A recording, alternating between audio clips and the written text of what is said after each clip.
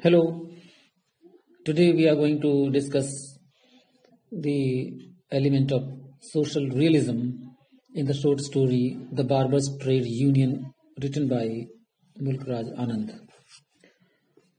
Mulk Raj Anand is one of the most prolific of contemporary Indo-English writers. He has made a significant contribution both to the novel and the short story.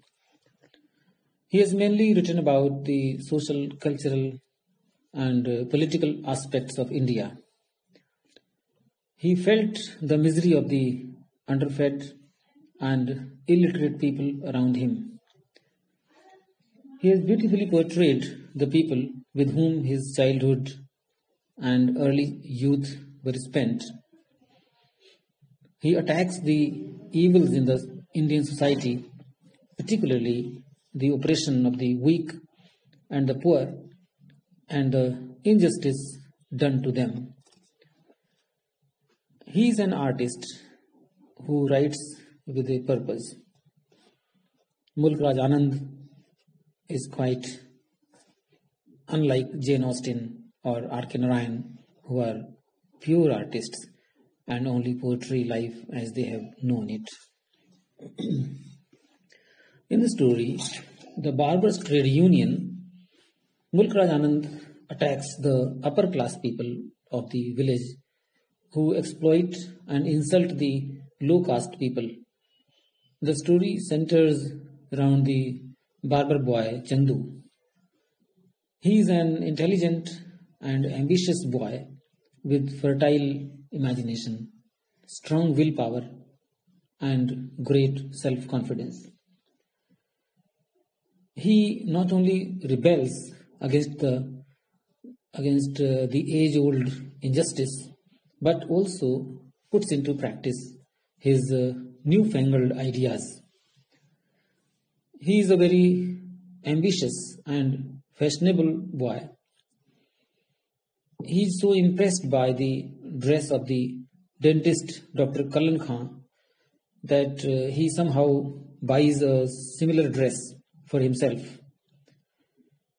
He puts on the new dress with white rubber coat, a turban, and a pair of pumps, and goes to the landlord's house with a leather bag to shave him.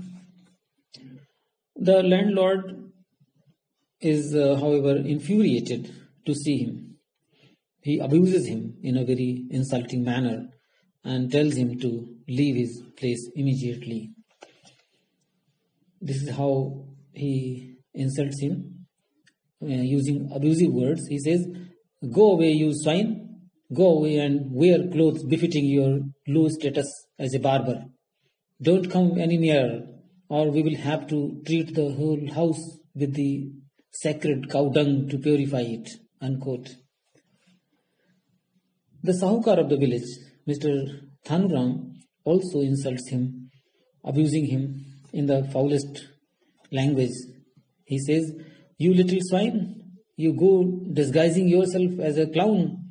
You go wearing the defiled clothes of the hospital folk. Go and come back in your own clothes." Unquote.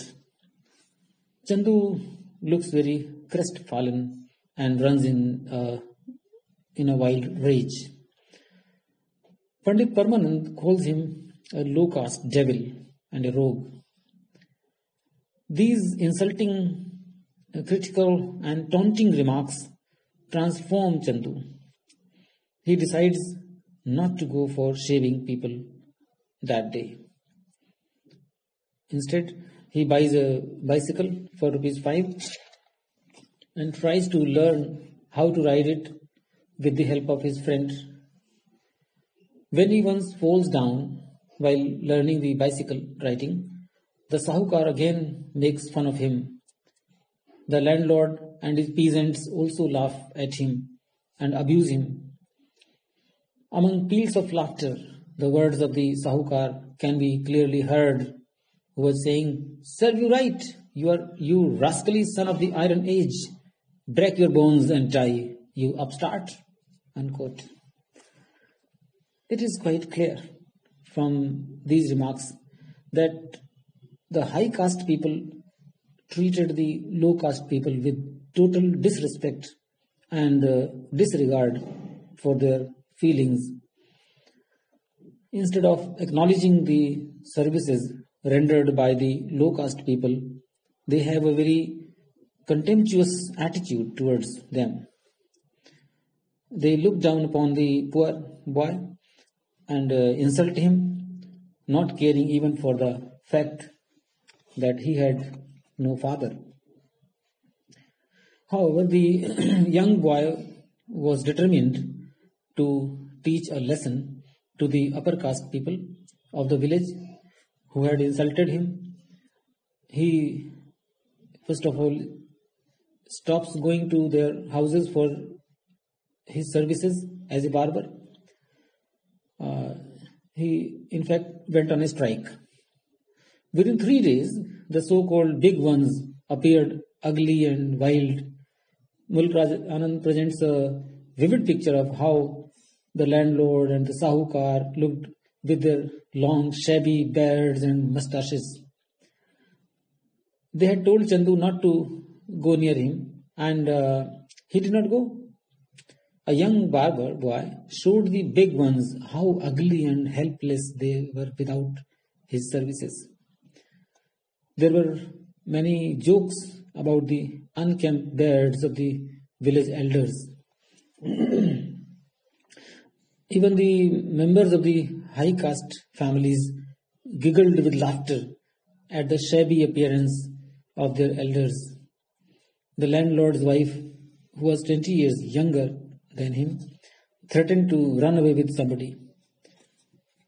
The big ones of the village went to Chandu's mother and threatened to get her son arrested if he did not obey. The old lady, however, proved very bold.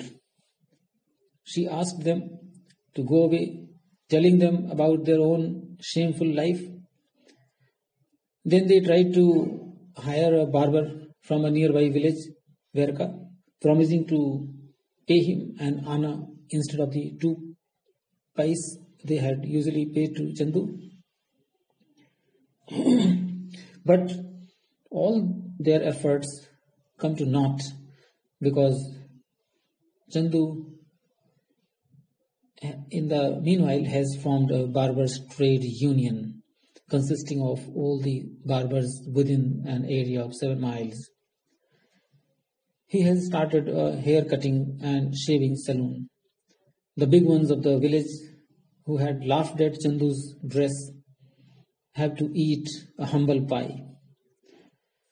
Chandu had told his friend that let us see who has the last laugh, I or they. He had earlier told about his determination, but he said, I am going to teach these orthodox idiots a lesson. I am going on a strike. By not shaving them for 3 days and by forming the Barbers' Trade Union, he actually taught them a lesson.